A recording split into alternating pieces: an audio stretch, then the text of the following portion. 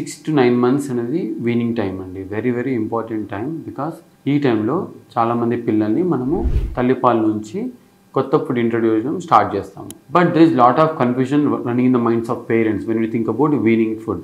So కొంచెం I'm here to try to clarify some of your doubts. So weaning is very very important. ఎందుకంటే ఈ 6 to 9 months టైంలో మనం ఏ food పెట్టినా దాని రియాక్షన్ చూసుకుంటూ ఉంటాము, దాని అరుగుదల ఎలా ఉందో చూస్తాము, దానివల్ల ప్రాబ్లమ్స్ అవుతున్నాయా, దానివల్ల వెయిట్ లాస్ వెయిట్ గెయిన్ అవుతుందా లేదా చూసుకుంటూ చూడాల్సి వస్తుంది అంటే. అందుకని as per age we have to introduce certain foods.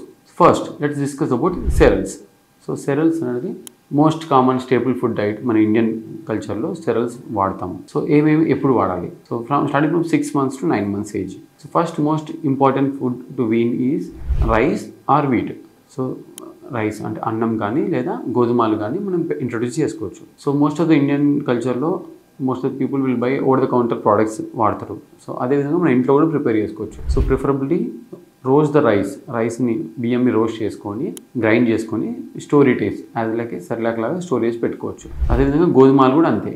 So roasted little bit store చేసుకొని పెట్టుకోవాలి గ్రైండ్ చేసుకొని. So you make this as a porridge, అంటే బాగా మరగబెట్టుకొని చేసుకుంటూ ఉగ్గులాగా చేసుకోవాలన్నట్టు. So this is from 6 to 8 months టైంలో రైస్ వీట్ ఎక్కువ ఇంట్రడ్యూస్ చేసుకోవాలి.